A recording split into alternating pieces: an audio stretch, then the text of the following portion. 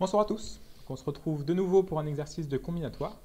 Alors l'énigme c'est la suivante. Donc, vous avez sur une table n pièces alignées qui sont les pièces en pile ou face. Et vous allez jouer à un jeu et en fait c'est toujours la même chose. Vous allez compter le nombre de faces qu'il y a sur la table. Donc, ici par exemple 3. Et vous allez retourner la quatrième pièce, donc ici 3. Donc si c'est des piles, ça passe face, si c'est des faces, ça passe pile. Et vous recommencez ça autant de fois que vous pouvez. Donc ici, 4, donc vous allez retourner cette pièce-ci. Et peut-être qu'à un moment, vous allez avoir plus que des piles, et dans ce cas-là, vous vous arrêtez. Alors la question, c'est est-ce qu'on arrive toujours à cette situation-là? Est-ce que le jeu se termine? Ou est-ce qu'il peut tourner en boucle infiniment? C'est la première question, je vous laisse réfléchir. Et en fait, la réponse est non, c'est-à-dire qu'il y aura toujours un moment où il n'y aura plus que des piles, mais il faut le montrer. Et si vous avez réussi à cette première question, vous pouvez réfléchir à la deuxième, qui est plus difficile, c'est me donner en moyenne combien de coups il faudra pour obtenir cette position. Moyenne sur les 2 puissance n configurations initiales possibles. Voilà, alors je vous laisse mettre la vidéo sur pause et réfléchir à l'exercice.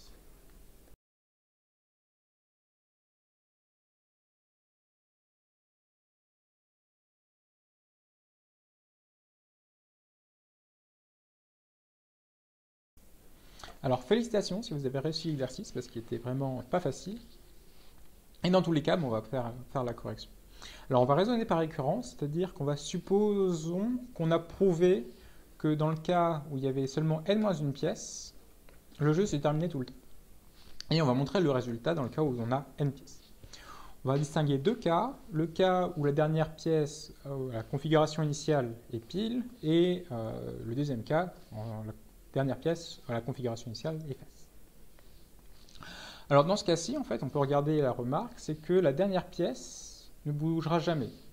Au pire des cas, on pourra avoir n-1 pièce face ici, et ça retournera la n-1e, et donc laissera la dernière pièce libre.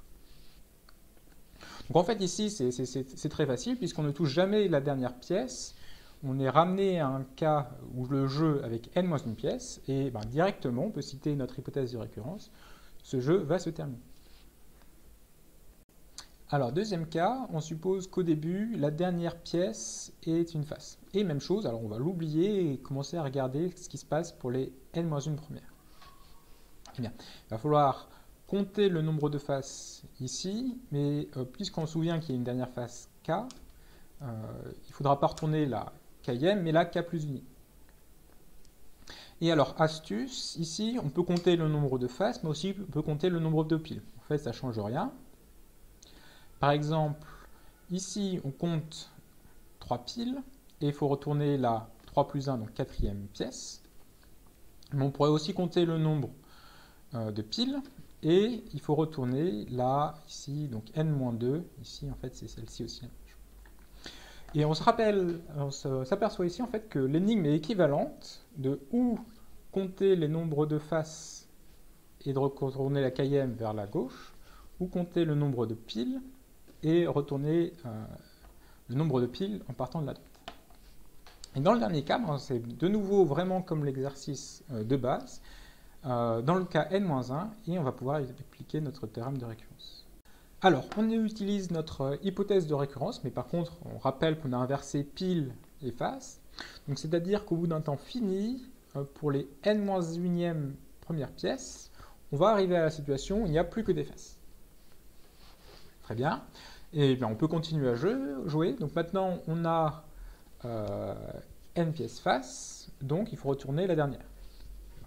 Coup suivant, on a n-1 pièce face, donc il faut retourner la n-1e, etc., etc.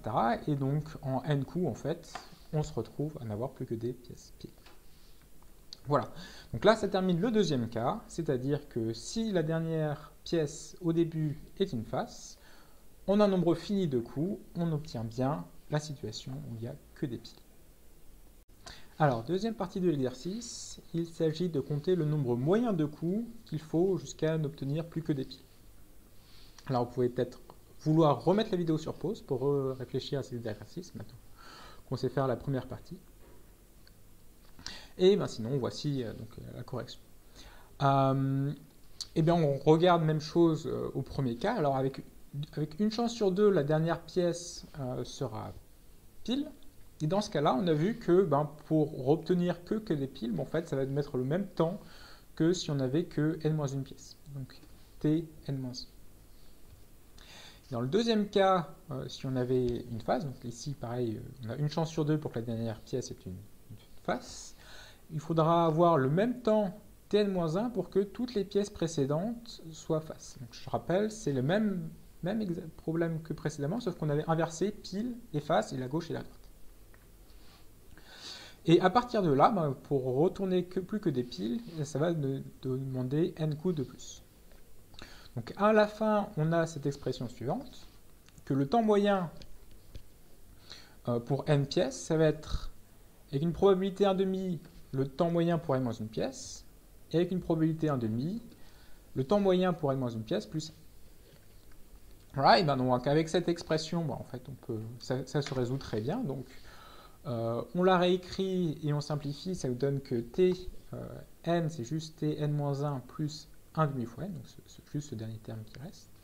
Et si vous avez cette relation de récurrence, ben vous savez donc que Tn, c'est juste la somme des entiers divisé par 2. Et comme la somme des entiers, vous savez ce que c'est, ça vaut n plus 1 sur 2 divisé par 2, et comme divisé par 2, ça va être divisé par 4.